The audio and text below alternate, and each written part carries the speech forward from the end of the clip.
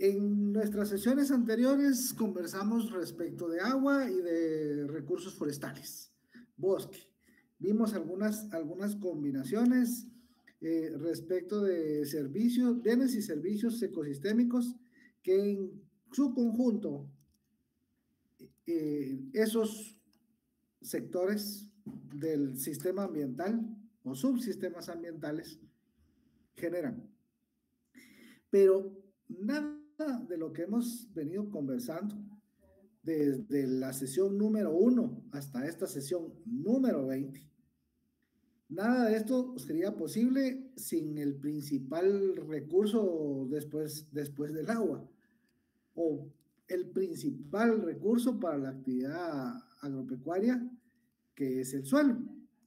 Entonces, esta tarde, aun cuando ya lo hemos venido haciendo implícitamente en la mayoría de las sesiones, vamos a dedicar un espacio adicional para analizar respecto de el suelo. Este enfoque es estrictamente económico. Es un curso de economía agrícola y los enfoques, las aproximaciones que vamos a hacer respecto de el suelo son con la orientación del enfoque de su importancia desde el punto de vista económico. Claro, interactúa con lo social y lo ambiental como el resto de los recursos, pero este en particular, este recurso, tiene desde el enfoque tiene varios enfoques distintos. Para los agrónomos es una cosa, para los geólogos es otra, para los ingenieros con el tema de la geotécnica o la geotecnia es una interpretación respecto de ese recurso que estamos hablando.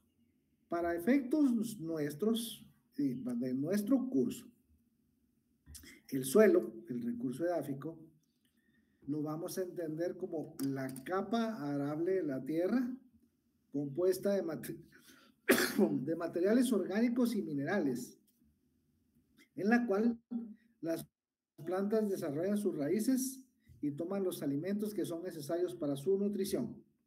Ahora, en el suelo se dan todos los ecosistemas de la parte continental del planeta. Esos hábitats se reproducen en el suelo. Todo ecosistema continental tiene su espacio vital en el suelo.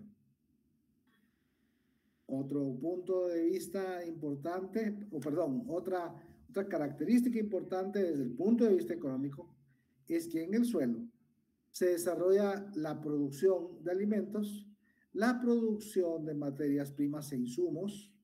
Recuerde que todas las materias primas que el hombre utiliza para sus procesos son provenientes de la base natural. Un alto porcentaje de estas es proveniente del suelo. Los suelos tienen vocación, esa es su aptitud respecto a su uso. Y esta vocación y el uso son factores clave para que las actividades agropecuarias se desarrollen adecuadamente. Hemos conversado ya respecto de que es posible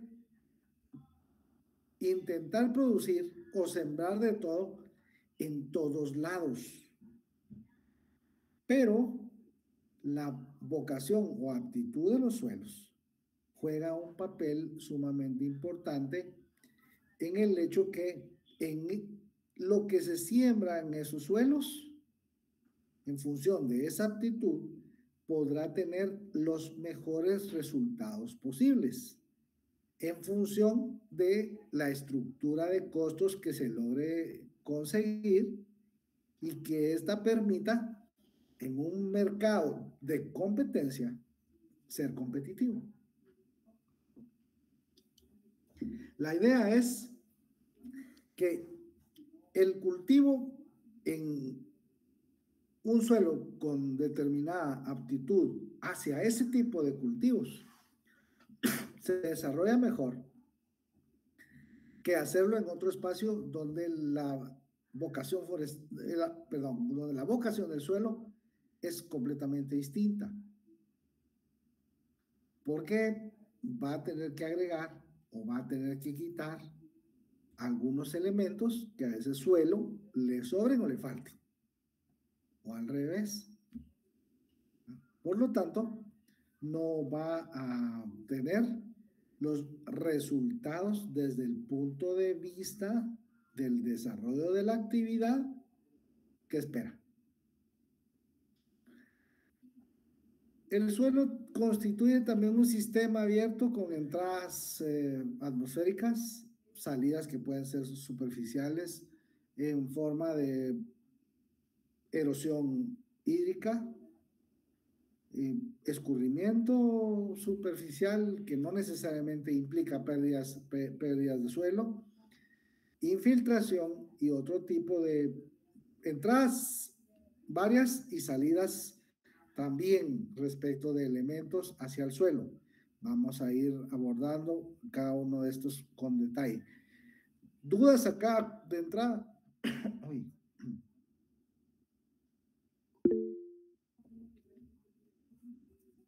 Adelante.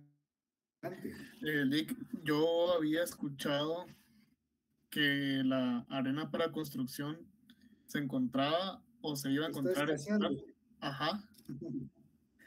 Sí. Hay, bueno, ahí ya estamos hablando de otro tipo de uso respecto a esto, aunque es importante en función de cómo esa actividad extractiva ha venido funcionando en Guatemala.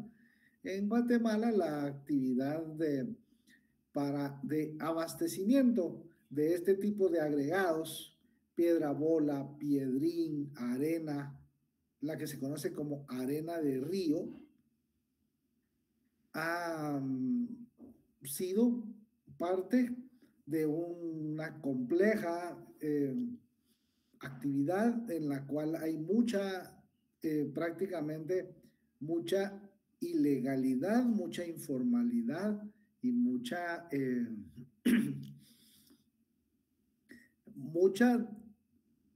¿cómo? Bueno, es minería, esto es minería, pero es minería ilegal. No todas las empresas que se encargan de esta extracción están bajo un régimen que tengan licencia para hacerlo, que llenen todo lo que una empresa debería de incluir para estar dentro de la formalidad. Entonces esto hace que, como es una actividad ilegal y pues clandestina, ¿no? Porque todo el mundo sabe dónde están y el daño que están causando, pero hay pocos controles respecto de esto.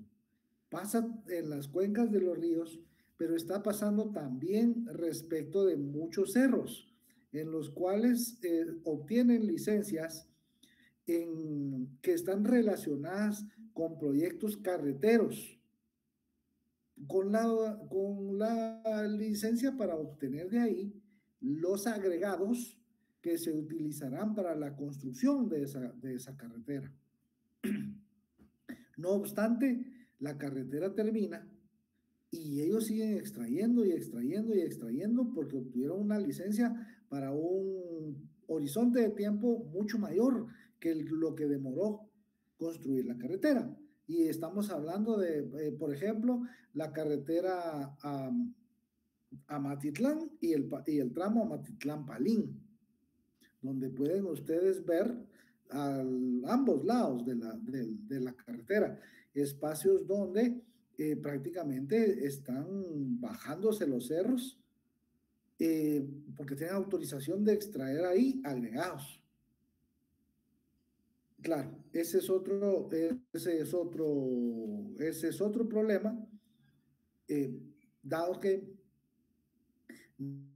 no hay garantía de sostenibilidad respecto de esa actividad que se está desarrollando, lo que va a implicar en poco tiempo externalidades de muchas formas.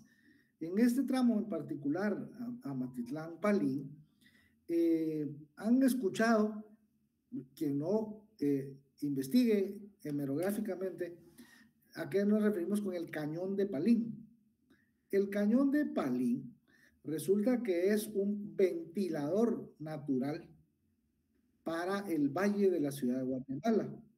Y en ese valle de la ciudad de Guatemala no se producen altos niveles de contaminación atmosférica, aunque ya los hay y muchos, derivado de algo que se conoce como efecto Venturi. Ese corredor, ese pasillo, ese ventilador natural que el cañón de Palín propicia por su formación montañosa. Entonces, cuando ese relieve ya no esté, además de interrumpir algunos ecosistemas que están ahí y también tener algunas implicaciones, por supuesto, sobre el ciclo hidrológico, también se va a dejar de ver ese fenómeno, lo que va a propiciar que los niveles de contaminación en el valle de la ciudad de Guatemala se incrementen. Bueno, pasando a otro tema, lo que comentábamos respecto de la clasificación de los recursos naturales cuando hablábamos de renovables y no renovables, comentábamos que el suelo es un caso especial. Desde el punto de vista de los geólogos y los técnicos de las ciencias físicas, el suelo es un producto natural,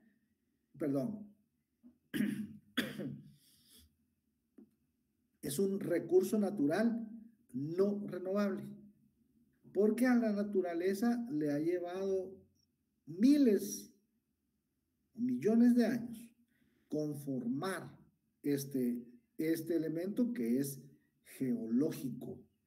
Sin embargo, hicimos la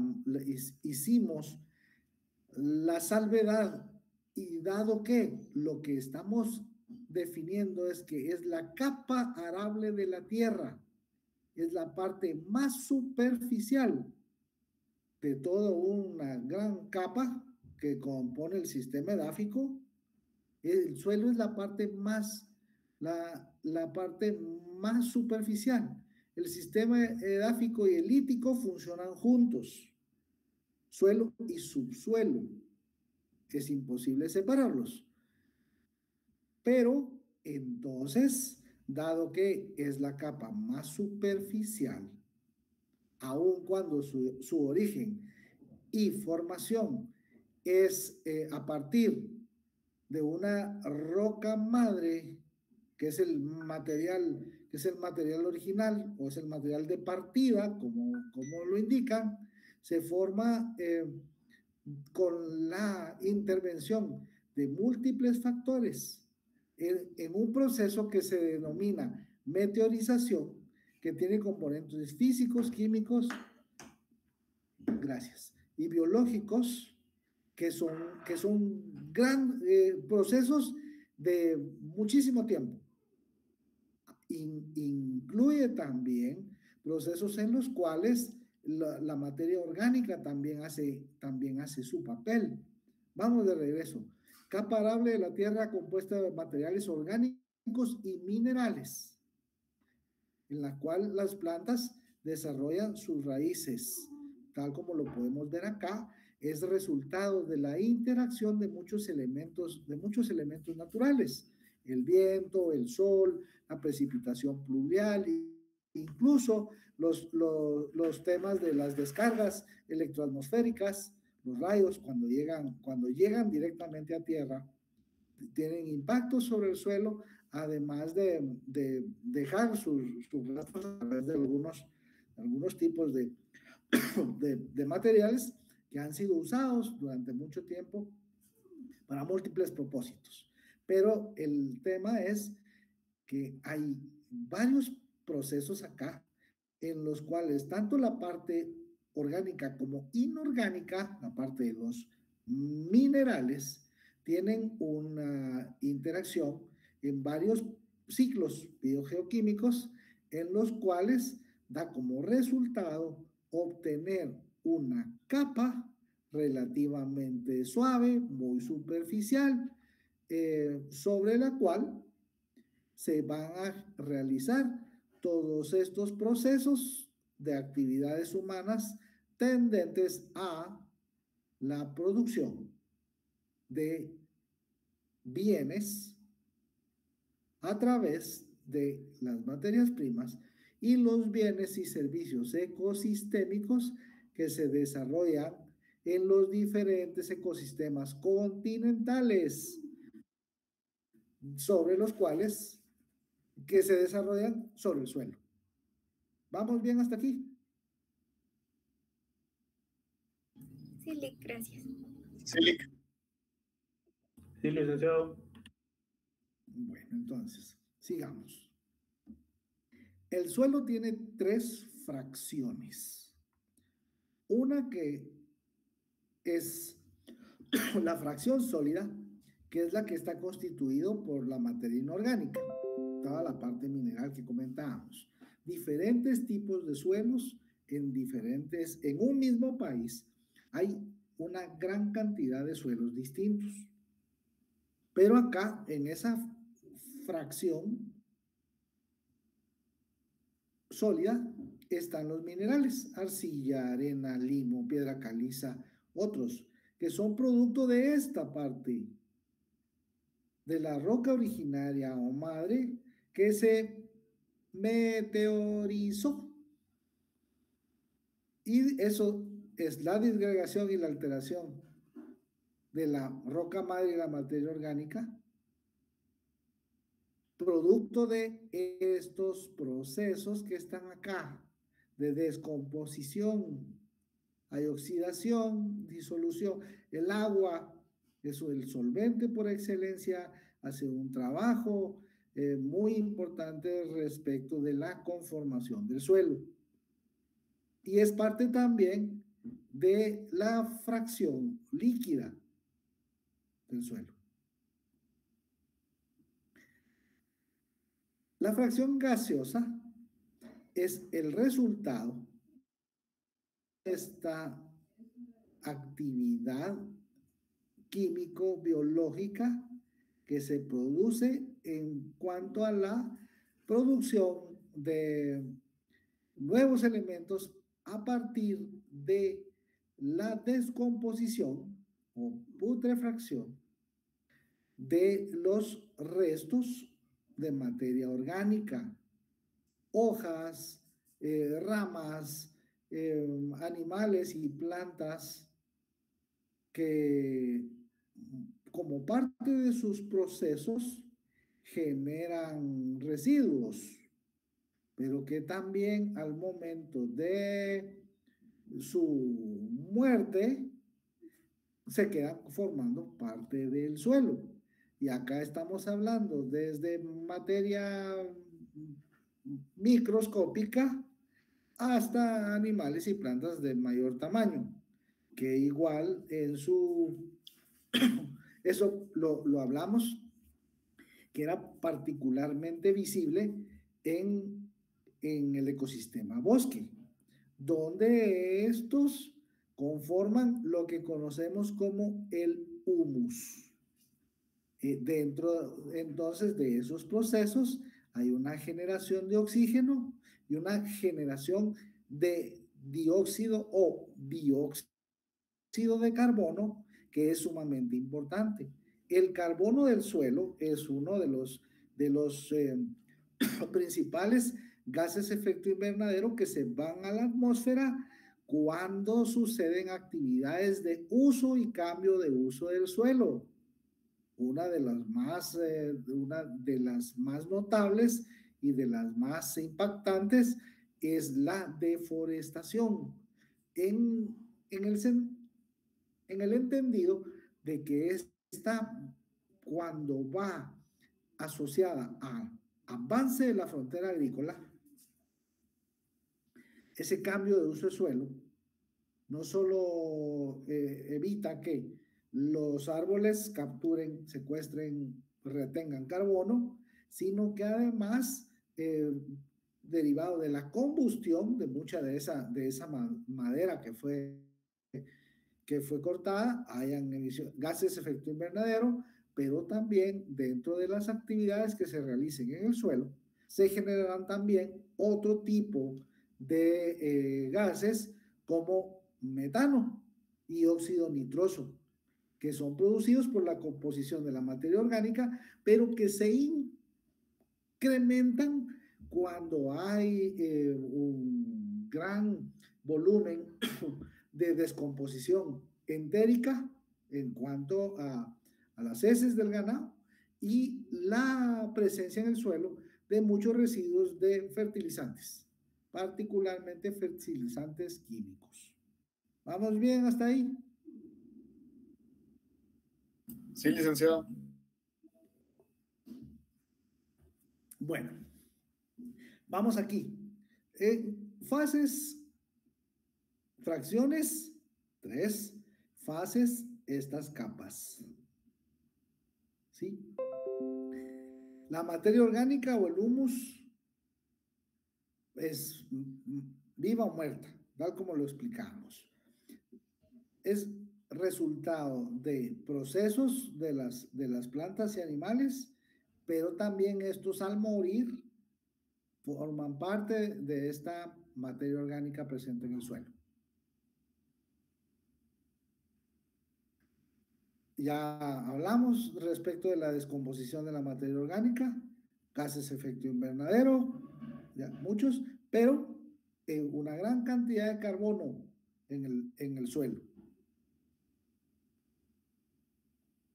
La capa, bueno, hay otras características respecto de los suelos y la materia orgánica. Y esto va a estar en función de lo que se conoce como el potencial hidrógeno.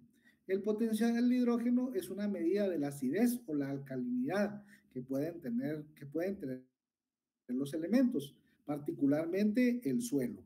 Si hay suelos muy ácidos, tienen que recurrir a elementos que reduzcan esa acidez. Eso va a depender de cuál sea el grado de acidez, por supuesto, pero particularmente hacia qué tipo de producción está dirigida. Y si esa acidez le afecta o por el contrario le favorece. Si le afecta, tienen que reducirla, alcalinizando los suelos, usando cal o compuestos alcalinos. Eso, bueno, voy a hacer un ejemplo muy rápido, porque es exactamente la misma aplicación. Una base ácida, por ejemplo, hay alimentos que liberan muchos ácidos. Entonces, en determinado momento, usted va a tener acidez. Y lo que hace es tomarse un compuesto alcalino para nivelar ese pH que está presente en su estómago y con eso aliviar su acidez. Está neutralizando el ácido presente en esa materia orgánica. Entonces, dependiendo del contenido de esto, en función del tipo de materia orgánica que ahí esté en descomposición, será bueno o no para el producto. Si no es bueno, hay que aplicarle algo. Si por el contrario, si lo es, entonces perfecto. Ahora, las otras capas, la capa intermedia, está compuesta por agua, arcilla, piedras y arena. Esto es el proceso hay varios procesos que se desarrollan en el suelo, que empiezan en el suelo y van a terminar al subsuelo. ¿Han visto los filtros los ecofiltros? ¿Alguien ha visto un ecofiltro? Adelante. Sí, licenciado. Sí, Lick, yo de hecho utilizo el ecofiltro. ¿Cómo están estructurados? Es una, digamos que en el contenedor tiene como una barra de arcilla o algo así. Ajá. Entonces ya solo se echa el agua y durante el tiempo se va filtrando. Y yo ya llevo casi 2 años y gracias a Dios no. Y todo bien. Sí, todo bien, aquí estoy vivo. Pues ese tipo de elementos hacen exactamente un símil de esto que sucede acá en cuanto a la infiltración de la tierra en las diferentes capas. Entonces, esos filtros que tienen grava y arena, lo que hacen es filtrar acá. Entonces, eso se llama percolación.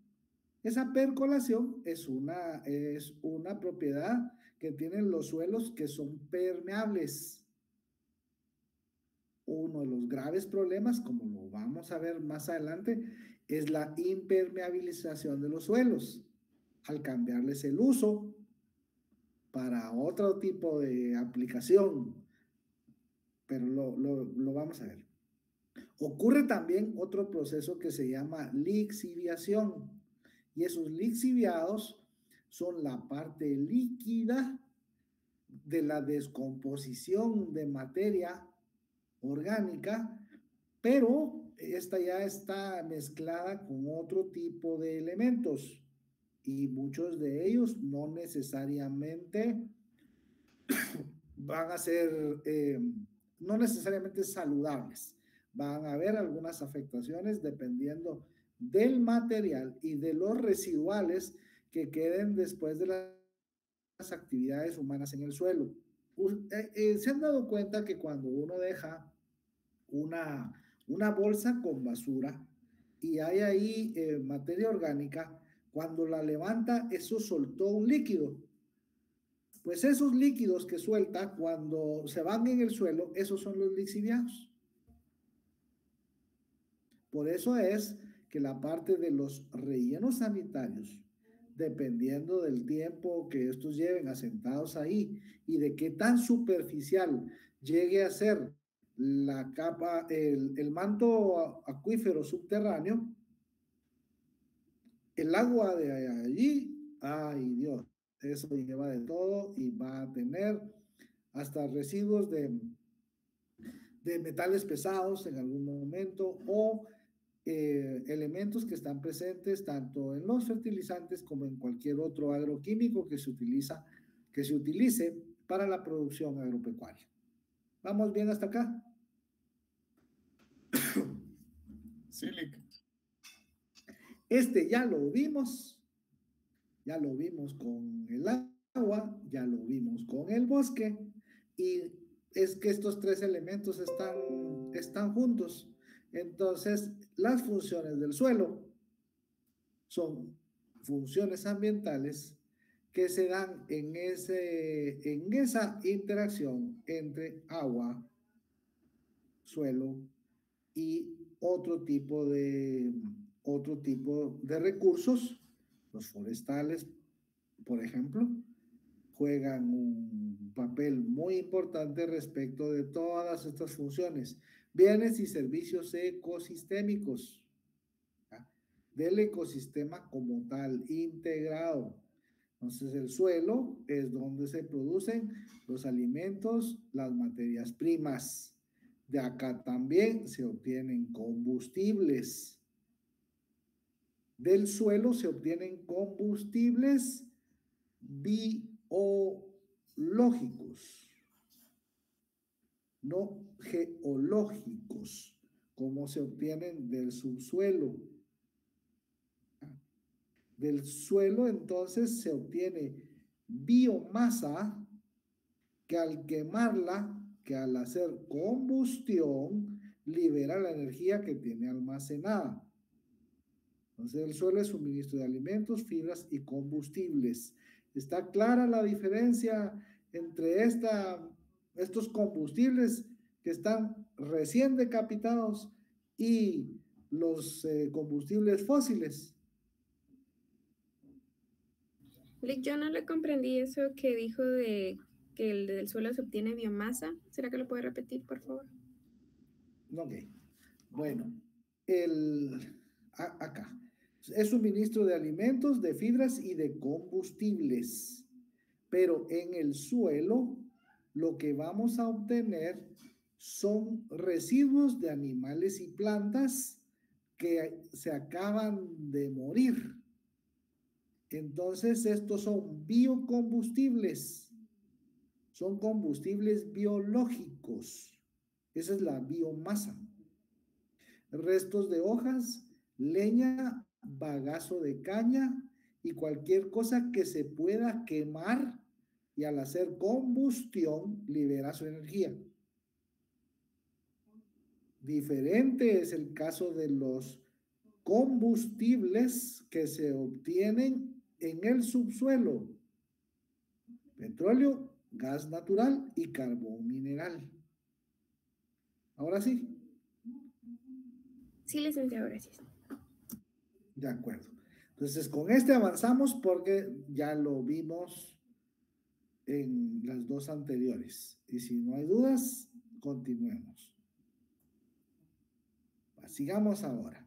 Ahora, directamente suelo. Suelo y seguridad alimentaria y nutricional. 95% de los alimentos está producido directa o indirectamente en nuestros suelos.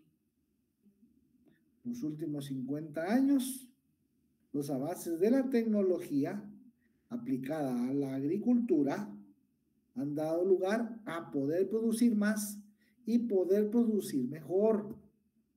Ya hemos comentado esto de varios enfoques y lo hicimos cuando hablábamos que, si se recuerdan de don Tomás Roberto Malthus, en sus lecturas de doctrinas económicas,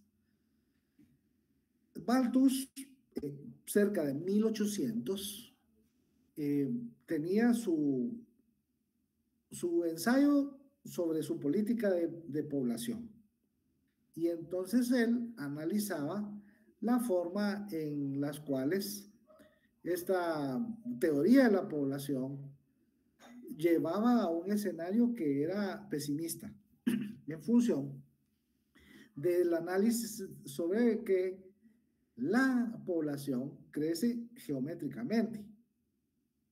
Ahora ya vimos que en realidad crece exponencialmente en algunos países como el nuestro, ¿no?, que todavía presentan altas tasas de natalidad.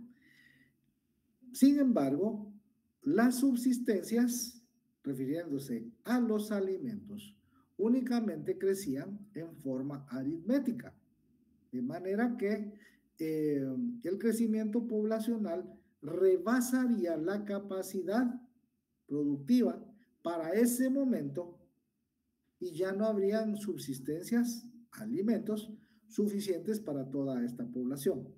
Por lo tanto, había que regularla. Hemos comentado respecto de que esta teoría no se hizo realidad, como tampoco la que hablamos respecto de los límites del crecimiento, que esto está en los años 70. Los límites del crecimiento, ¿se recuerdan de Meadows? Cuando hablábamos de los orígenes del análisis del ambiente a través de la economía, esa relación economía y ambiente inicia con las preocupaciones respecto de cómo mantener el sistema. Pero resulta que el sistema es producción de bienes y servicios, es producción de satisfactores, y los más importantes de estos son los alimentos. Entonces no hay para dónde, ahí sí está en juego la supervivencia de la raza humana. Entonces, los límites del crecimiento y Malthus no tomaron en cuenta el avance tecnológico, por un lado, y los temas de la respuesta de la política pública para ir atendiendo otros problemas, que es el aporte de estas corrientes: economía ecológica, economía ambiental, economía de los recursos naturales, economía verde, que han venido a cambiar respecto del panorama que hace 60, 70 años se observaba.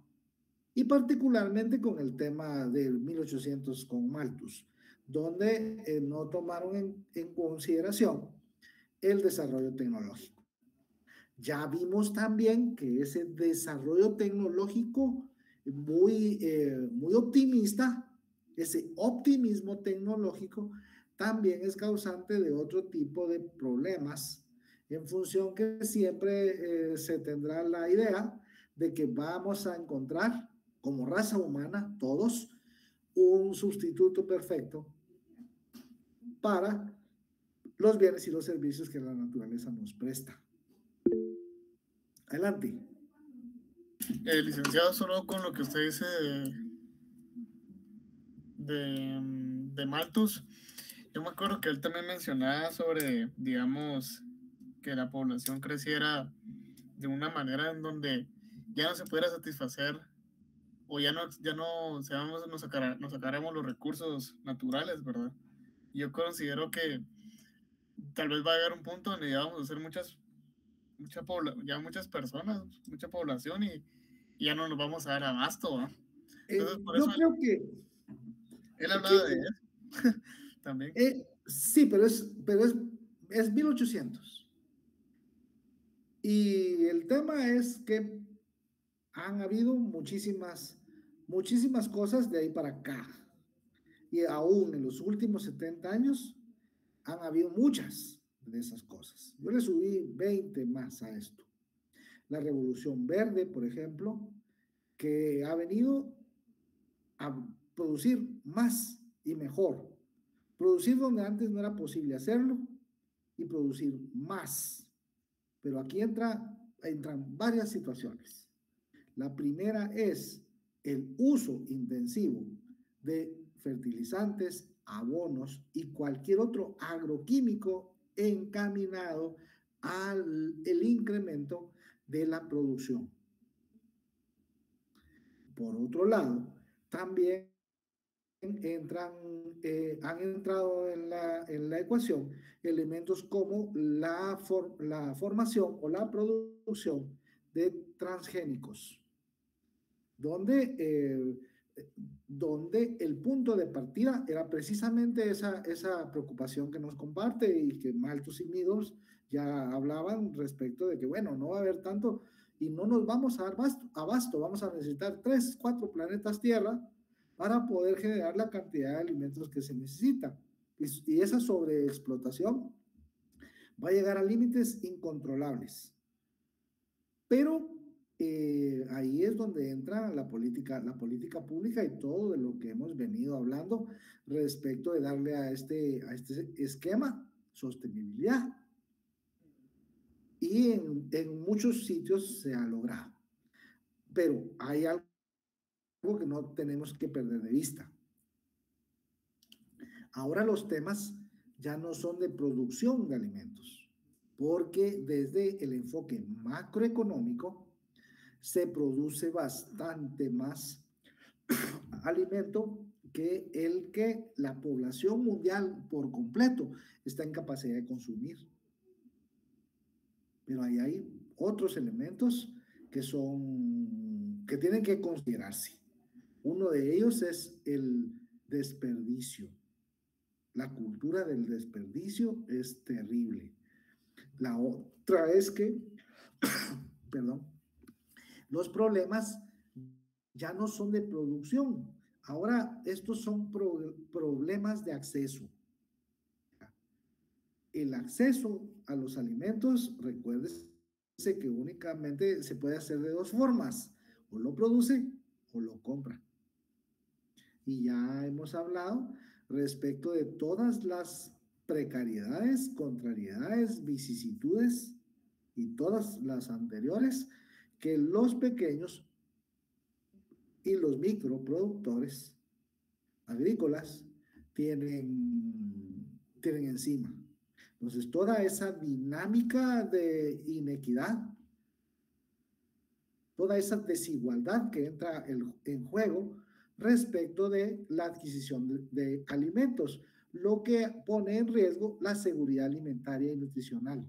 De allí que podamos observar 46.5% como última medida oficial de la desnutrición crónica en Guatemala.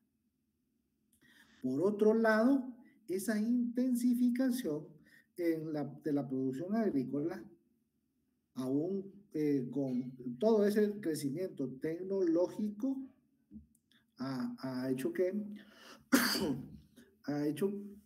el crecimiento vertical que de ahí se obtiene sea a costa de un uso intensivo del suelo. Por lo tanto, lo pone en riesgo para que se pueda seguir incrementando su vida útil.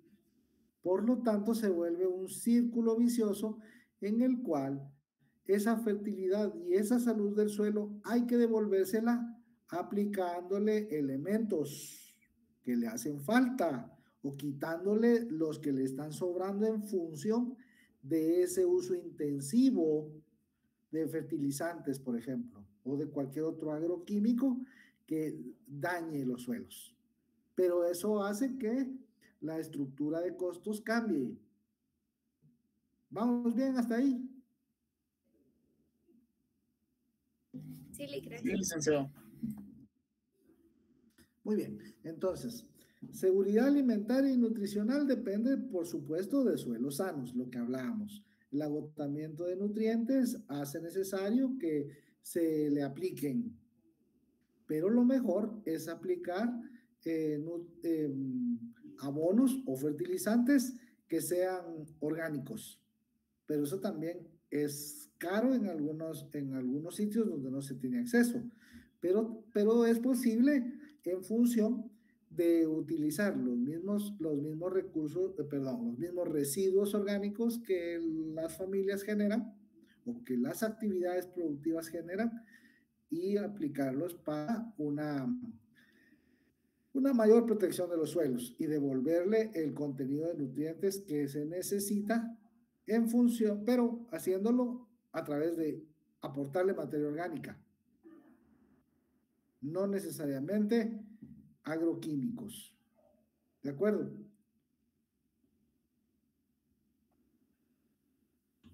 Sí, licenciado. Ahora, tenemos que hablar de cobertura, uso y uso potencial del suelo. Son tres cosas que son importantes. Empezamos por cobertura. ¿Qué vamos a entender por cobertura cuando estamos hablando de suelos agropecuarios?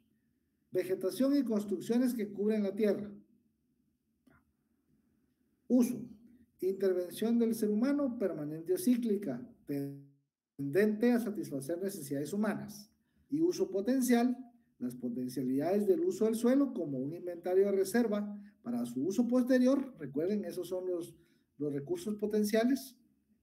Siempre hemos comentado de que se hace uso, en principio, de los recursos que están más accesibles. ¿A qué nos referimos con más accesibles?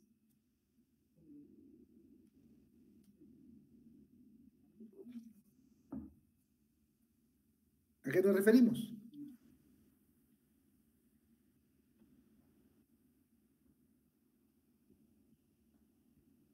Si hablan todos al mismo tiempo, se me dificulta entenderles. Licenciado, en un aspecto pudiera ser cuestión de distancia o también de que se requiere alguna tecnología para utilizarlo, entonces se prefiere lo que resulta más sencillo. Resulta más sencillo. ¿Y qué más? En eso más sencillo, ¿qué viene implícito? Más económico. Usted es economista, usa el término adecuado. Tiene menos costos. Ahí vamos bien. Exacto. Entonces, después van a tener que entrarle a los potenciales en función de la escasez y de que la demanda no cesa, por el contrario, se incrementa. Y ya está. Y ante cualquier tipo de desabastecimiento o acceso no seguro a una materia prima o insumo, hay que entrarle al segundo mejor, aunque la estructura de costos cambie. Pero va a llegar el momento en que este sea tan escaso que aún con rentas diferentes, estamos hablando de renta a la tierra, con rentas diferentes, los niveles de ganancia que se esperan todavía sean atractivos. Un ejemplo de esto es lo que está pasando con el conflicto Rusia-Ucrania respecto de mucha materia prima proveniente de esta región, particularmente Ucrania, que se conoce como el granero de Europa. Gran parte de la producción de trigo, centeno, sorgo, sorgo es el maicillo, de Europa es proveniente de esa región. Por lo tanto, al principio del conflicto, lo que pudimos observar fue el incremento en varios productos que tienen como materia prima esos cereales. Mientras se balanceaba respecto de poder adquirirlos con alguien que los tuviera disponibles de inmediato, aunque no fuera ni de la misma calidad, la estructura de costos. ¿Estamos? Sí, licenciado. Celic. Ok. Cobertura de usos del suelo en Guatemala. Guatemala tiene suelos con vocación agroforestal y forestal en su mayor porcentaje. Sin embargo, de acuerdo con el Sistema de Información Forestal de Guatemala para 2016, en el 2015, y esto también ya lo analizamos, la cobertura boscosa del territorio, era que esta cobertura boscosa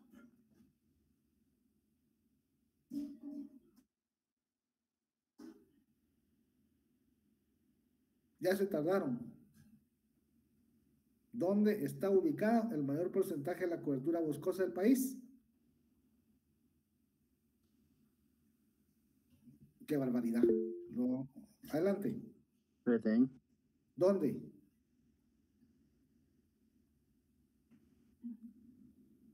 Vimos el mapa como 7 veces para diferentes propósitos.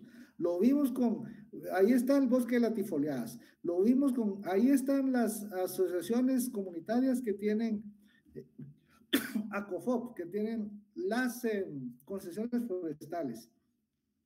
Lo vimos con los incendios forestales.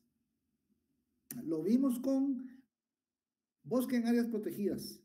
La reserva de la biosfera maya en el norte de Petén es la que tiene el 33%, es la que explica en buena medida ese 33% de cobertura boscosa en el país. Recuérdese que Petén es 1/3 del territorio nacional. Y lo que veíamos es que cerca del 50% del bosque está en áreas protegidas. Y esto es en función de la vocación de los suelos. Ahora, vamos. El último censo nacional agropecuario fue del 2003 y varias encuestas han venido aportando alguna información respecto de esa actividad agropecuaria en el país. La del 2007 habla respecto del espacio territorial para Guatemala, que muestra los siguientes usos de la tierra: la tierra productiva, la tierra cultivable, porque recuérdese que igual que cualquier otro factor de producción, este tiene más de un uso posible. tiene objetivos en competencia o bien usos alternativos. Cultivos anuales y temporales, 28%. 34% pastos, 17% cultivos permanentes y 16% bosque. Son números raros, ¿verdad? No hay estadísticas oficiales que nos den esto. Esta es del censo 2003, comparándolo con estos resultados de la encuesta nacional agropecuaria del 2007.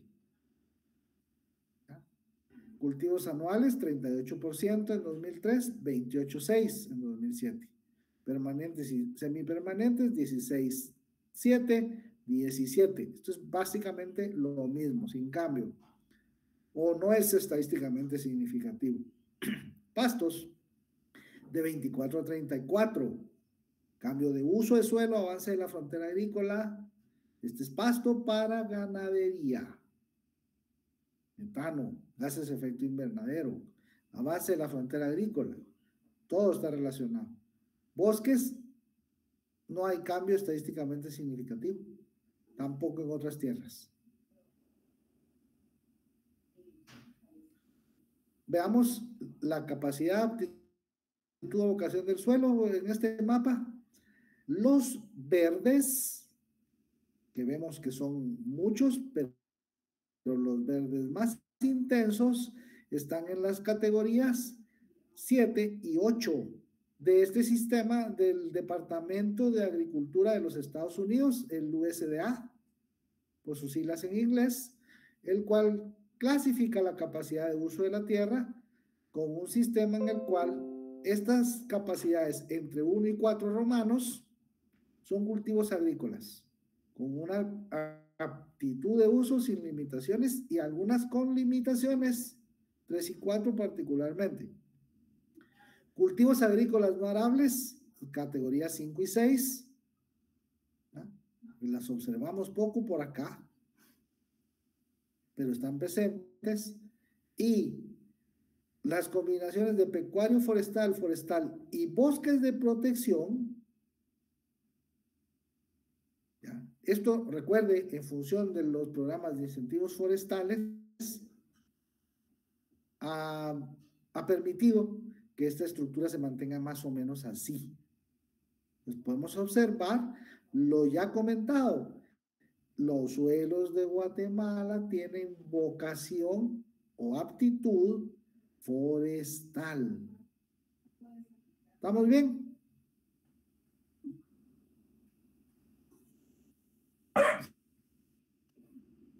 Uy. Adelante. ¿A qué se refiere con cultivos agrícolas no arables? Silic. Sí que, no, ahorita no entendí. Licenciado, ¿me escuchan? Adelante. Sí, con una pregunta. ¿A qué se refiere cultivos agrícolas no arables? Bueno, que no necesita hacer movimiento, de tierra, no necesita asadón ni arados mecánicos para para cultivar ahí. ¿Y qué tipo de cultivos serían esos? O sea, ¿qué producto? Plantaciones permanentes, por ejemplo, café, ¿ya? Cardamomo. No, los que no son anuales, donde ve ahí que están haciendo los surcos y ahí va la semilla y eso es año con año. No, son plantaciones ya establecidas. Muy bien, muchas gracias. A usted. Vamos aquí. Ahora, veamos esto. Esto es preocupante. Diferentes tipos de suelos. Hay como colores, tipos y nombres y clases de suelos. En función de N factores. La composición. Pero de acá lo importante son estos datos que se obtienen de este estado del recurso suelo en Guatemala, prioridades y necesidades para su manejo sostenible, donde ya marcaban Pongámosle atención a los porcentajes. Suelo sobreutilizado, 25%. Áreas urbanas, 0.55%, medio punto porcentual. Subutilizado, 28%. Y con el uso correcto, 45.9%. Esto es 2013. Veamos los datos del perfil ambiental 2022 para tierra. Quedémonos en porcentajes. Uso correcto, uso adecuado es lo mismo, 45.9 en 2013. Datos, por supuesto, anteriores a esta publicación. Pero digamos que 10 años después, 33.5. Sobreuso, 41.31. Sobreuso, 24.98. Esas son variaciones significativas respecto de eso. Subutilizado, 15%. Ese disminuyó. Pero los otros se incrementaron considerablemente. Urbano pasó de 0.55 a 1.76. Este no contempla los cuerpos de agua, pero por supuesto, Petén Itzá, Lago de Izabal, Atitlán y Amatitlán, ¿no? El 1%. Humedales, los particularmente importantes, los que están en las zonas del litoral, y el tema de Laguna del Tigre. Pero estos de acá, estos tres primeros, particularmente uso adecuado, como disminuye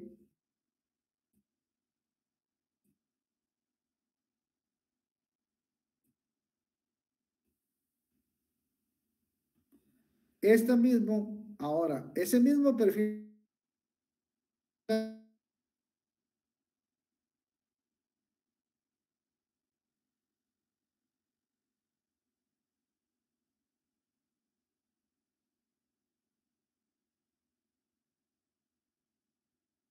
conservación de suelos, obras físicas para conservación de suelos, obras físicas, barreras vivas o barreras muertas, prácticas, rotación de cultivos, rotación de suelos. 25% tierras aptas para manejo con fuerte grado de cobertura, agroforestería, cultivos anuales, cultivos permanentes o sistemas silvopastoriles. 38% aptitud preferentemente forestal. Más o menos se mantiene el porcentaje. Están casi de acuerdo. Estadísticamente no hay mayor. Esta es la parte que nos va a seguir mostrando cómo funciona. Tierra apta para producir con un bajo grado de limitación e inversión en conservación de suelos es prácticamente inexistente, ¿no? Tierras se ubican principalmente en la boca costa, la costa sur del país, en algunas extensiones del oriente. Ahora, el potencial productivo y la orientación del uso de la tierra acá es agricultura agroexportadora. La mayor parte, palma africana y caña de azúcar, hule y banano se producen en las mejores tierras agrícolas del país. Eso ya lo habíamos conversado desde que vimos cómo es que esa parte de la tierra productiva se repartió y todas las implicaciones que para nuestro país eso ha presentado. Costa Sur, dedicada casi que con exclusividad a caña. Sarstú Motagua, aquí se recuerdan, también ya lo conversamos. Migró palma africana y caña de azúcar. Lo mismo pasó al sur de Petén con palma africana. Áreas protegidas en Alta Verapaz, Retaluleu, San Marcos e Izabal, que han visto cómo el cambio de uso de suelo, esa expansión de la frontera agrícola para utilizarla en la producción de monocultivos de agroexportación. ¿Dudas?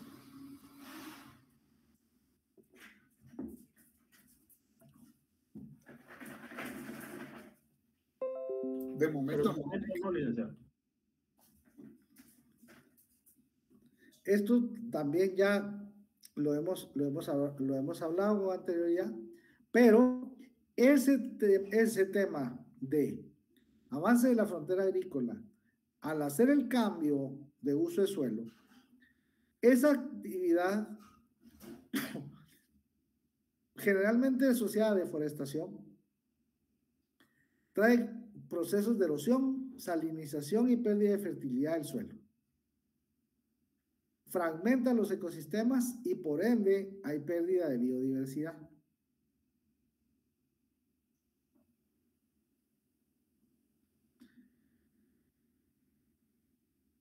La degradación del suelo está en función de que va perdiendo su capa de nutrientes.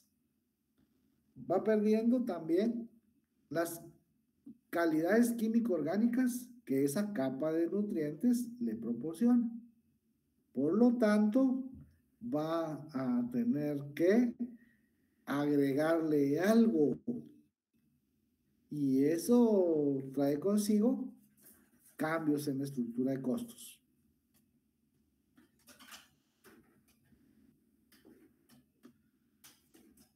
Hablamos de esto, la impermeabilización o sellamiento del suelo.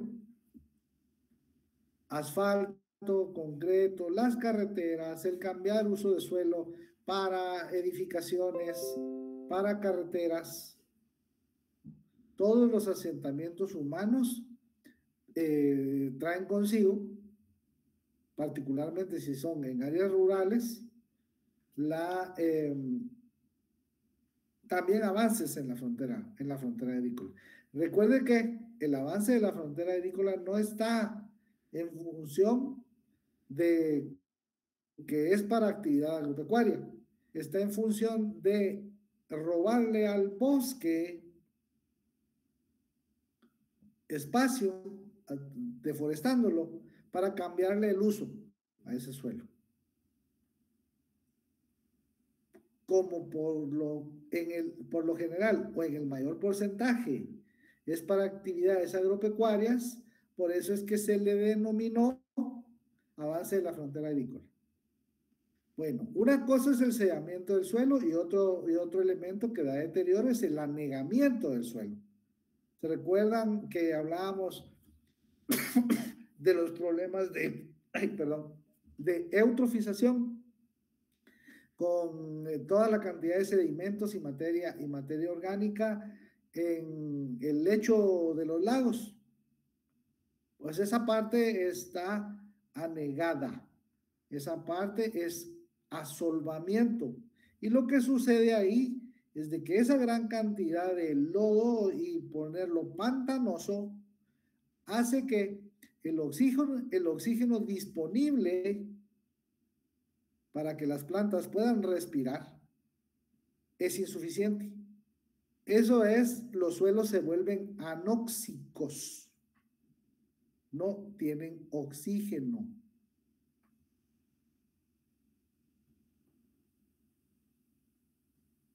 ¿Estamos? Es decirle que aunque hayan árboles, no hay oxígeno. Ah, no, aquí ya hubo cambio. Hay algunos, esa es una zona, digamos que es una zona pantanosa. Y en esa parte en particular, no hay árboles. Entonces, y los procesos que están ahí vamos otra vez, de regreso. La gran cantidad de nutrientes que va en todas las aguas residuales y lodos que llegan a los lagos o a los lechos de los ríos, o en este caso a suelo directamente, hacen que la demanda bioquímica de oxígeno se incremente. Por lo tanto, las plantas o lo que pudiera vivir ahí ya no tiene oxígeno suficiente. Por supuesto, se va a morir. Entonces, esos suelos que fueron previamente aeróbicos, un elemento aeróbico es aquel que se desplaza con el viento. ¿Sí? Cualquier tipo de elemento, incluso virus. Si son aeróbicos, se trasladan a través de la acción del viento. Pero acá este proceso ya no se da, ya no hay oxígeno natural. Ya se puso anóxico por estar anegado.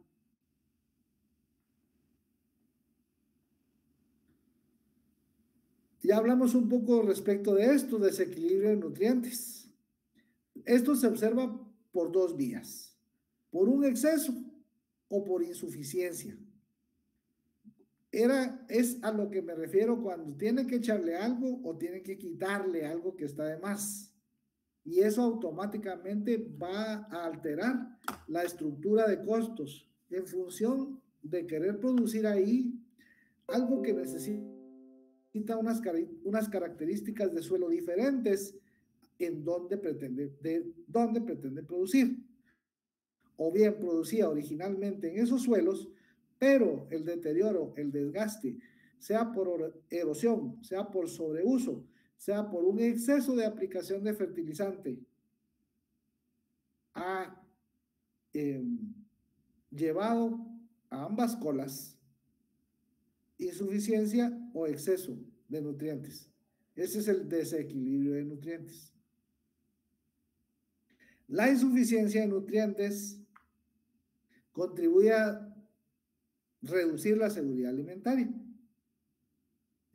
Y el exceso contribuye al deterioro de la calidad del agua y a las emisiones de gases de efecto invernadero mayores, particularmente óxido nitroso, que viene del fertilizante que se utiliza, o el abono, pero a base de agroquímicos.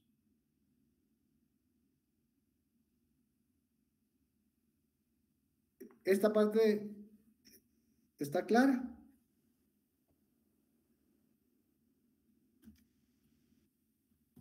Sí, Lick. Muy bien. Ya, esto es idéntico al que vimos, solo que este es un índice de deterioro de la tierra. Pero prácticamente ya tenemos información más actualizada respecto a cómo veíamos uso correcto de 2000-2007, comparamos 2013 y 2022 en los mapas anteriores. Capacidad e intensidad de uso de la misma fuente del perfil ambiental 2022. Lo mismo que veíamos en cuanto a la clasificación del USDA. Para agricultura, 3.988.000 hectáreas, 2.664. 2.664.000 para agroforestería y tierras forestales para producción y tierras forestales de protección, lo que vimos con los programas de incentivos forestales, 4.054.000 hectáreas. Esto es resultado indudable de los programas de incentivos forestales, que recuerde, son elementos de la economía de recursos naturales encaminados a darle sostenibilidad a determinado bien de capital natural, en este caso los bosques.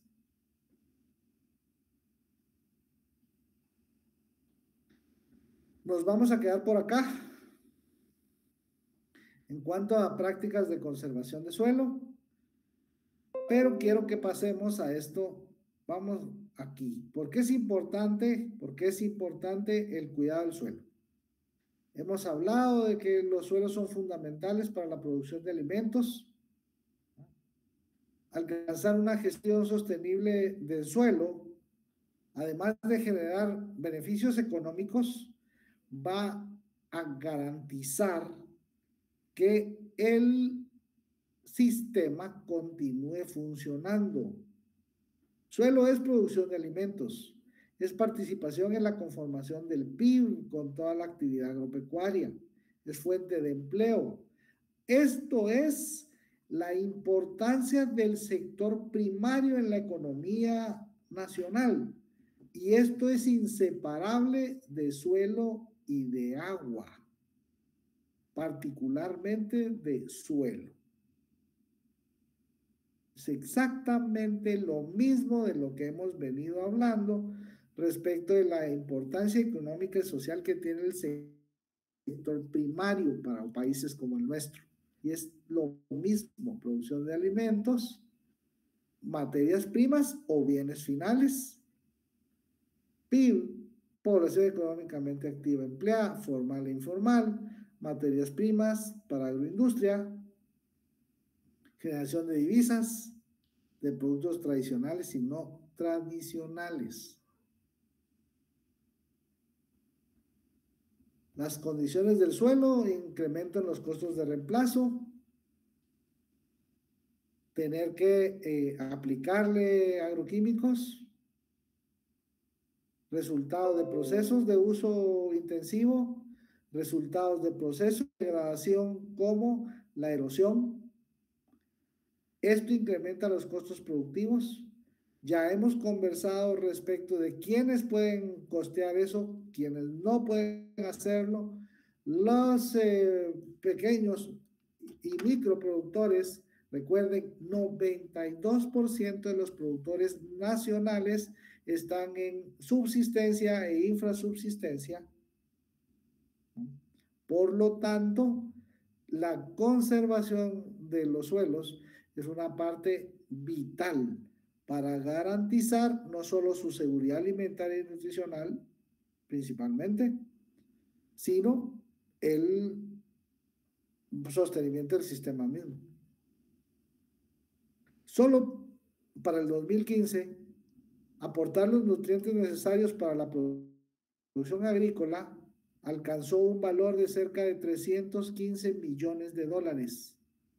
Y ya podrán ver, está implícito quienes incurrieron en ese costo y quienes, por supuesto, no pueden hacerlo. Pérdidas de productividad.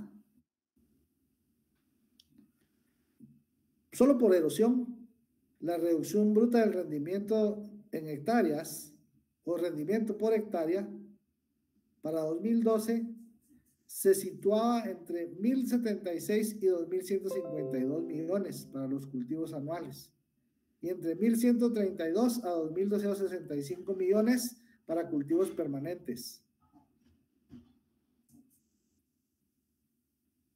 Altos costos económicos y sociales que las actuales condiciones del suelo generan sobre la actividad económica ligada al sector primario. Esa es nuestra clase de hoy.